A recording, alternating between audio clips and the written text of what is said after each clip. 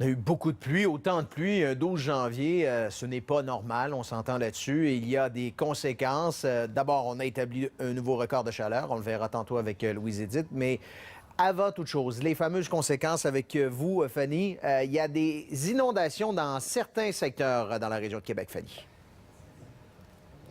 Oui, je me trouve présentement sur la rue du Cantalou, c'est tout près de l'île Enchanteresse. Ici, la rivière Montmagny déborde, donc l'eau est encore là sur la rue. Donc les maisons qui sont dans ce secteur-ci, donc c'est une douzaine de résidences, eh bien, elles ne sont pas encore touchées, mais les pompiers étaient ici il y a quelques minutes là, pour prendre les numéros des propriétaires, pour surveiller vraiment la situation tout au cours de la soirée. Donc c'est une soirée là, qui va être occupée pour les pompiers, puisque l'ensemble des cours d'eau du Québec sont sous surveillance et ils viennent tout juste de partir pour se rendre sur la rue là, des Trois-Sceaux, où un peu plus tôt, il y a une vingtaine de résidences qui étaient touchées, qui ont été évacuées là, à titre de façon préventive. Donc, les gens ont pu regagner leur demeure. On a aussi pris leur numéro pour s'assurer que tout se passe bien. Donc, l'équipe de sauvetage est sur place, les pompiers également.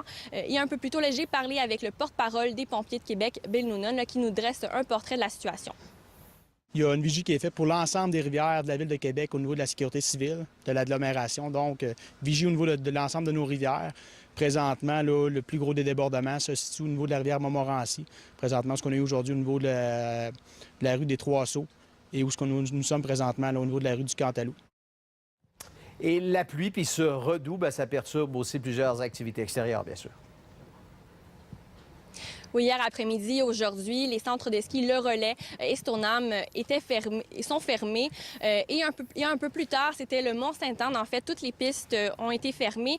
Et on n'a pas oublié encore le froid glacial du temps des fêtes. Et il faut dire que c'est une période qui est normalement très achalandée et très lucrative pour les centres de ski. Donc, à Stoneham et au Mont-Sainte-Anne, ça représente le 20 du chiffre d'affaires. On peut écouter la porte-parole des centres de ski qui nous dit que c'est pas catastrophique, mais ça fait mal.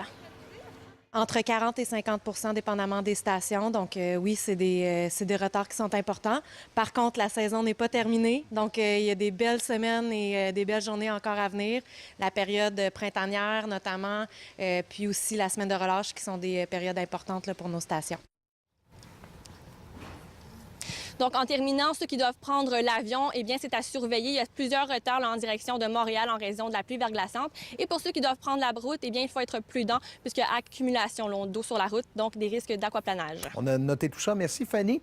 Et puis, Louise-Édith, c'est des records. Parce que je vois là, les températures, c'est pas normal ce temps-ci. Non. Vous voyez, le normal de saison, c'est ça. C'est moins 8. Ah. Et là, on a eu des températures entre 8 et 11 degrés quand même pour la journée d'aujourd'hui. Donc oui, ça a été très, très chaud. Plusieurs records qui ont été battus. 10 degrés du côté de Québec. Et regardez ça, pour ce qui est du dernier record, on a battu un record de 1885 avec 8,3. Alors 10,5, on l'a pleinement battu. Et toutes ces villes-là, en fait, c'est la même situation. Pour ce qui est de l'état du ciel, c'est encore un peu partout, comme on a dit tout à l'heure, risque d'aquaplanage. Si vous êtes sur la route, soyez prudents. Et de la pluie, il y en a eu beaucoup dans certains secteurs, d'autres moins aujourd'hui. À 16 heures environ, on enregistrait jusqu'à 25,5 mm de pluie accumulée jusqu'à maintenant du côté de Sainte-Foy où il y a eu des inondations, justement, c'est 42,2, donc une bonne différence. Qu'est-ce qui s'en vient? C'est ce front froid qui va amener cette tempête hivernale qui commencera au cours des prochaines heures, tout d'abord sous forme de verglas et par la suite sous forme de neige. Bonne quantité à prévoir pour la journée de demain et ça devrait commencer vers minuit. Température également qui va chuter assez rapidement jusqu'à moins 7 degrés pour la journée, pour la nuit prochaine et pour demain. Ça sera également autour de moins 7, mais même jusqu'à moins 10 en après-midi puisque ça va continuer à descendre jusqu'à dimanche.